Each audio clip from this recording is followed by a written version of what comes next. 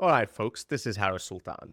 Muslims fighting other Muslims is nothing new. For the past 1400 years, Muslims have been attacking other Muslims, each group believing they have a license to impose Allah's law on others. In this fresh episode of real Muslims fighting for real Islam against the fake Muslims of Pakistan, Afghanistan, ever since it fell under the control of the Taliban, which, by the way, Pakistan helped by double-crossing the United States, has now turned on Pakistan. Let me remind you, as recently as 2021, Pakistan had been urging the world to recognize the Taliban government of Afghanistan.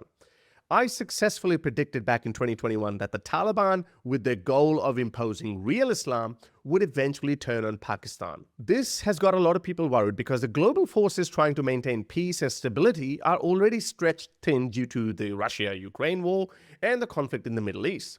The US is fully occupied, leaving Pakistan to potentially face the brave soldiers of Allah who are not afraid to die, a fact Muslims often proudly boast about. Of course, it gets even more interesting when Muslims bring that same passion for martyrdom against fellow Muslims. So before I delve into the current conflict, let's take a trip down memory lane to understand how we got here.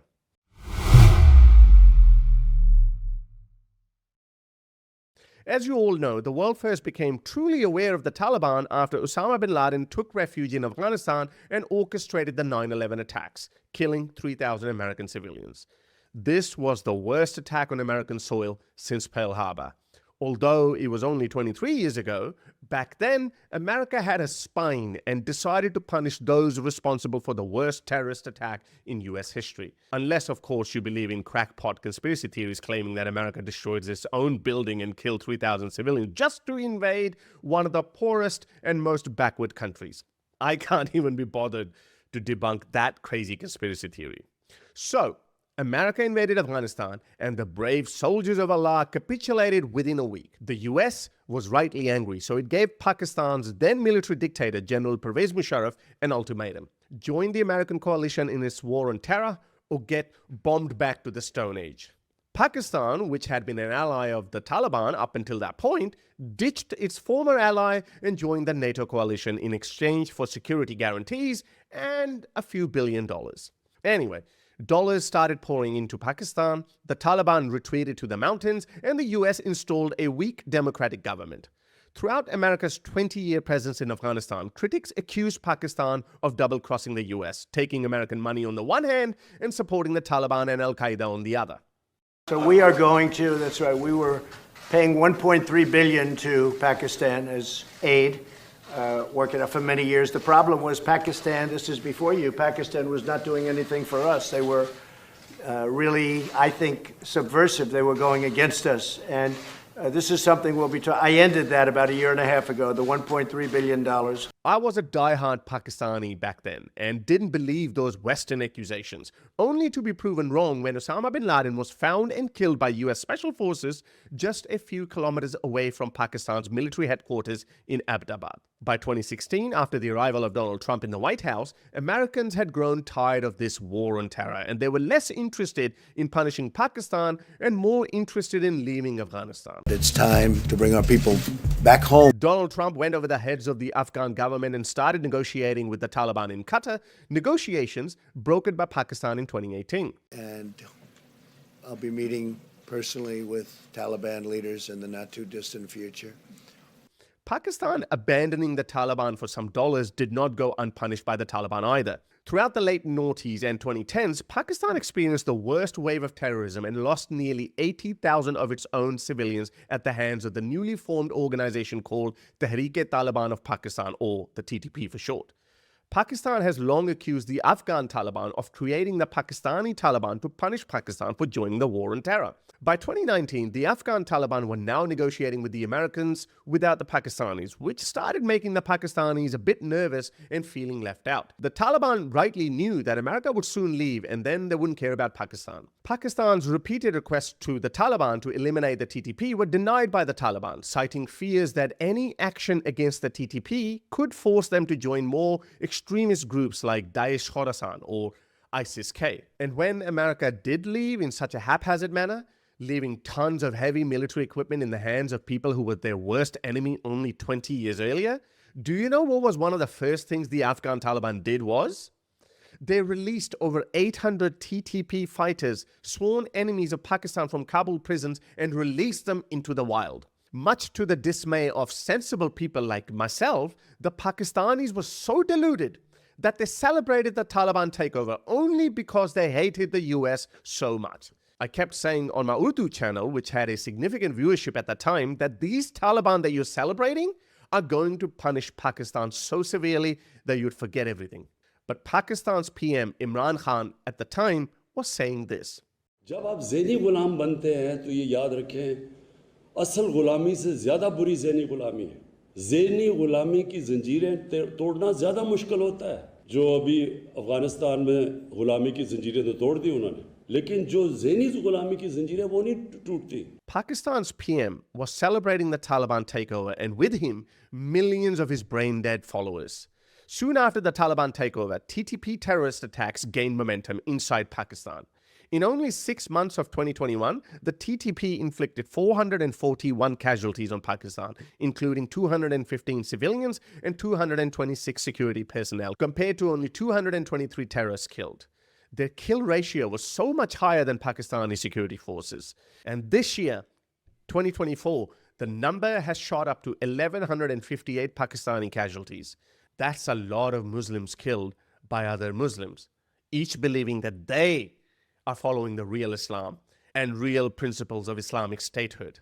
Anyway, as you can see, the TTP has been growing bigger and more effective in its terrorist activities. But it is also this year when the Pakistani military has taken significant action against the TTP, killing 73 high-value targets inside Afghanistan and other militant groups. Although it's been verified that Pakistan has made serious inroads into targeting TTP leadership, the other side keeps saying that Pakistan is only killing civilians, a pattern we have seen a lot with this group. This is exactly what we've noticed in the ongoing Israel-Hamas war. Every time the IDF takes out a high-value target in Gaza, all of a sudden, all those killed become civilians, as per Hamas, of course. Just like that, all these terrorists that Pakistan is eliminating, the Taliban turn around and say, well, they were all civilians. So that's the background. Since the Taliban takeover of Afghanistan, the Pakistani Taliban, who are supported by the Afghan Taliban, have been ramping up their attacks against Pakistan. In return, this year Pakistan has decided to get serious with the TTP. Earlier this year in March, they conducted airstrikes deep into Afghan territory, killing a senior TTP leader, Sahra alias Janan.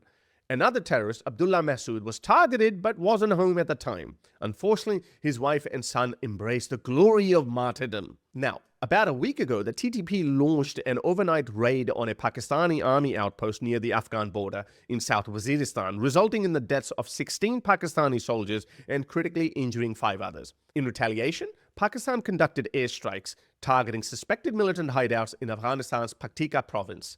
These strikes reportedly killed 46 people, predominantly women and children, leading to condemnation from the Afghan Taliban. A few days ago in Paktika province, our women and children were bombed by Pakistan. But the overall Muslim community doesn't care about them. If Pakistan was a Jewish country, then you would have seen many protests all across the Western world. The next day, the Afghan Taliban condemned the Pakistani airstrikes, asserting that they resulted in civilian casualties and violated Afghan sovereignty. They vowed retaliation against such actions. So here we are. Looking at escalating conditions, one might be tempted to say that Pakistan and Afghanistan are on the brink of war. The United States is busy with Ukraine and the Middle East. Donald Trump is likely coming back to power, and he's not interested in foreign wars, especially not in rescuing Pakistan given his dissatisfaction with the current Pakistani government, which is essentially the military establishment. Let's not forget that this same government has imprisoned Imran Khan, the very man who celebrated the Taliban takeover and referred to Osama bin Laden as a martyr. Why Trump seems to support him is a mystery for another day. Now let's look into Pakistan's neighbors. China is a friend to both Pakistan and Afghanistan, but Beijing rarely involves itself militarily in such conflicts. India, Pakistan's arch enemy, is undoubtedly grabbing popcorn and watching the show. Iran, Pakistan's other neighbor, has also been a thorn in its side. Let me remind you that earlier this year, Pakistan and Iran engaged in ballistic missile exchanges, so no love is lost there. I actually made a video on that. Go check it out. Pakistan could find itself very alone in fighting the Taliban. So is Pakistan heading towards a scenario like Syria, where Islamist militants overran the entire country? That's a scary thought, considering Pakistan already hosts numerous Islamist militant groups within its borders, thanks to its military's historical policy of nurturing these extremists to keep its political class in check.